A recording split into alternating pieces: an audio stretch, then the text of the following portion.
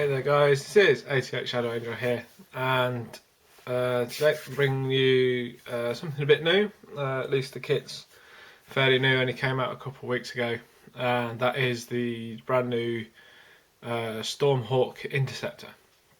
Now this comes now in a joint box with the Storm Talon, so you can either build the Storm Talon or the Interceptor. Now, as much as I like the StormHawk, much as I like the Storm Talon, I think the StormHawk does look a lot better. It kind of looks like this really cool mix of the old Forge World Tempest and obviously the Talon, and it looks really cool. I really do like how this model looks in the final run. So just a bit of base, I suppose, info. I've gone with the triple-barreled autocannon on the front, which I can't remember the actual name of. The Skyhammer missiles, and obviously the assault cannons on the side. Now there are a few different other variations in terms of the missiles and I think the front guns and things like that.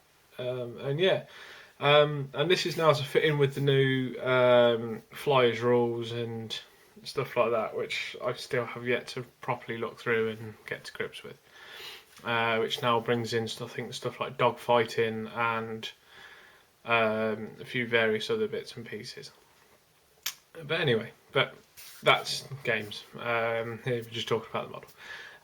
Now, first notably, I've taken a bit of a different colour scheme to this, as I'm working on a Space Marine variant of my Blood Angel chapter of the Blood Angels.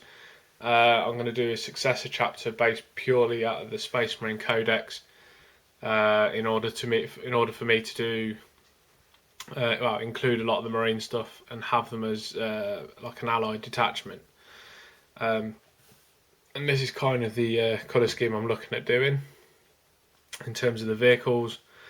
Black with a few red flashes and stuff, and then also using the Blood Angel symbol on the front, which is the gold blood drip with black wings on it, just to give it something a bit of a different look.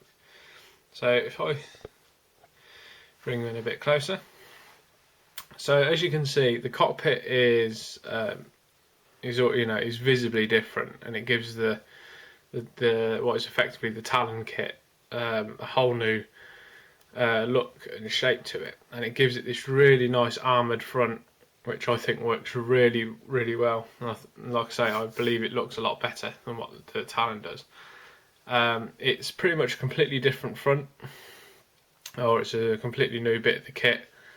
Obviously, because the Talon cuts off about there, whereas this one's extended out and round, and then the top is like two pieces. So you've got this bit, and then you've got the shield bit that goes over the top.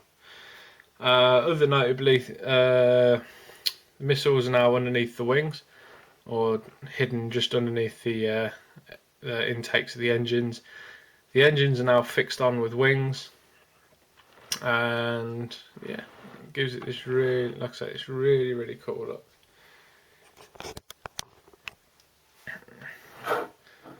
Just come around the back.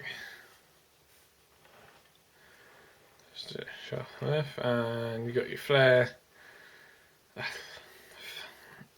Yeah, got your flare thing on the top to stop incoming missiles and stuff, I think.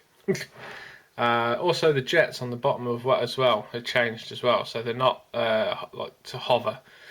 It's a complete like engine underneath.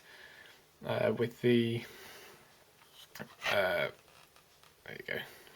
So if you were to build this up as the Talon, that would be where the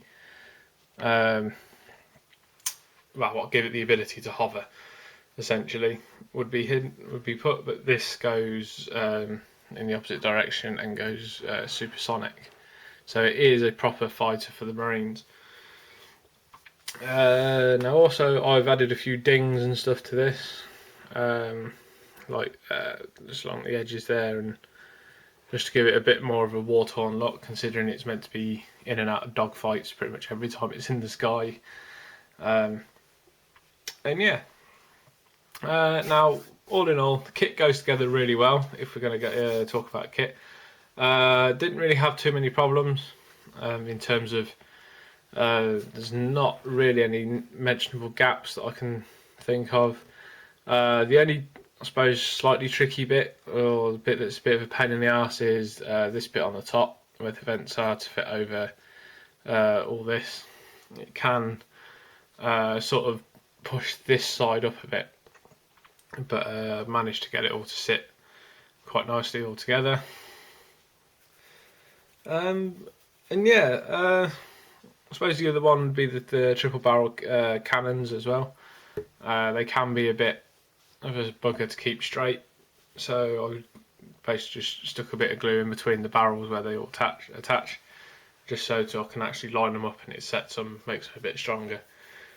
And yeah, so like I say, there's not really a lot to supposed to go into, but it works. Also using a few more of the Blood Angel decals as well. As mentioned before, the gold blood drip one from the Games Workshop Blood Angel transfer sheet. Same to go on the back there, so it has all its identifying marks and stuff like that. And yeah, and like I say, I had a real good time building and painting this. It goes together, like I say, really well, and it looks, I think, quite stunning on a battlefield as well. And so yeah, so there you go, guys. So yeah, I can definitely recommend this kit for Marine players. Obviously, I have yet to actually try it out in an actual game scenario to see how it works, and obviously see how the new fly rules all work. But yeah, so there you go, guys. As always, thank you so much for watching, and thank you for subscribing, all the comments and messages, and yeah, just the continued support. It means a lot, and thank you very much. As for the next vid, I'm not too sure what it is because I've got a couple things on the go at the moment, but hopefully I'll have them soon to do and show off. And yeah, so thank you again, guys, and I shall catch you next time, so stay safe and see you then. Bye.